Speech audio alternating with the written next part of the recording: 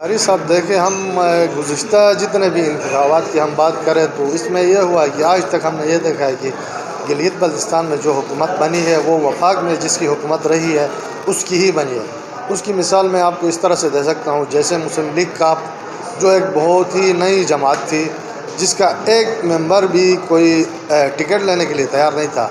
Gilgit Baltistan assembly में इंतखाबात हो गए, नून लीग के बहुत सारे जो कैंडिडेट थे वो भी जीत गए, पीपल्स पार्टी के भी जीत गए और दीगर जमातें जो मजहबी तंजीमें हैं उनके भी कैंडिडेट जीत गए थे।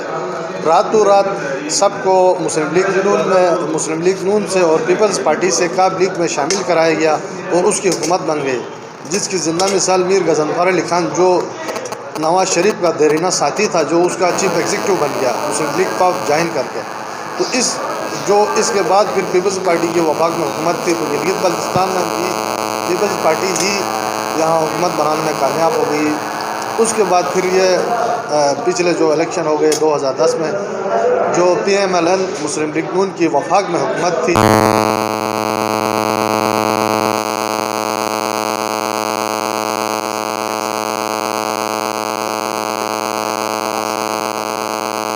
हमें अंदाज़ा हो रहा है कि वफाक में जो हुकूमत होती है इस वक्त PTI की हुकूमत है। अगर गिलगित बल्तिस्तान की इलेक्शन तक वफाक में PTI की हुकूमत रहती है और मजबूत रहती है तो गिलगित बल्तिस्तान में भी हमें ये अंदाज़ा है कि मतलब पास्ट प्रैक्टिस के तहत वो हुकूमत बना सकते हैं। अच्छा, माजी में बिल्कुल ये तजुर्बात तो रहे हैं, लेकिन पीपल पार्टी जब इक़्तिदार में आई तो इसने सेल्फ गवर्नेंस आर्डर दिया, एक सेटअप दिया, उसके ज़रिए लोगों से वोट लिया। नून लीग ने भी ऐसा ही किया, लेकिन अब PTI के अंदर ग्रुपबंदियाँ हैं, धड़ेबंदियाँ हैं, तो ऐसे में PTI कैसे जीत सकती है? जीतने की मैं बात नहीं कर रहा हूँ। मुस्लिम लीग काब की कौन सी सीट जीत के वो असम्बली में हुकूमत बनाए थे?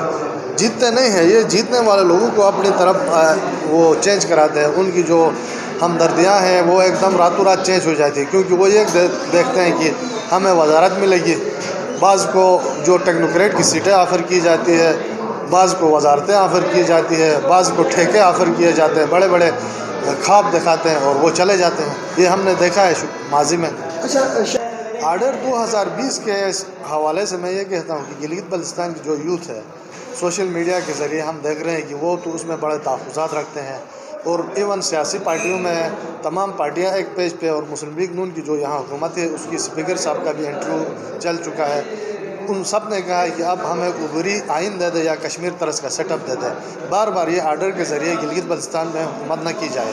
इस पेज पे तो हमने देखा है अवामी एक्शन कमेटी यहाँ गिलगित बल्तिस्तान का बहुत बड़ा फोरम है, इसमें तमाम सियासी जमातें भी मौजूद हैं। उनका भी डिमांड ये है कि या तो उबरी आइन दिया जाए या कश्मीर तरस का सेटअप दिया जाए, उसके अलावा यहाँ पे इंतखाबात न कराए जाए। अब देखते हैं वहाँ वफाक की क्या नीयतें हैं, वो तो हमें पता नहीं है। अनकरीब हाल ही में आपकी वफाकी वज़ीर उमूर कश्मीर से मुलाकात हुई थी, क्या फरमाना था उनका, क्या इरादे हैं उनके? वफाकी वज़ीर उमूर कश्मीर अली अमीन गन्नपुर का कहना था कि हमने गिलगित बल्तिस्तान के जो वज़ीर आला और वज़ीर कानून को इस जो मसौदा तैयार किया है, आर्डर तैयार किया है, इसमें उनकी राय शामिल है। उनका राय का एहतराम करके भी के गिलगित बल्तिस्तान के लोगों के लिए हम पहले से बहुत अच्छा आर्डर निकाल रहे हैं। जो आर्डर मिलेगा तो उस पर CM साहब और वज़ीर कानून की तरफ से इतना कोई तरदीद भी नहीं आई। हमने तमाम अखबारात में वो रिपोर्ट भी हो चुकी थी, तो अंदाज़ा है कि ये सब मिल के कोई नया एक आर्डर निकाल रहे हैं। उससे गिलगित बल्तिस्तान के शहरी मुतमईन होते हैं या नहीं होते हैं, वो आर्डर आने के बाद पता चलेगा कि उसमें क्या क्या चीज़ें आ रही है।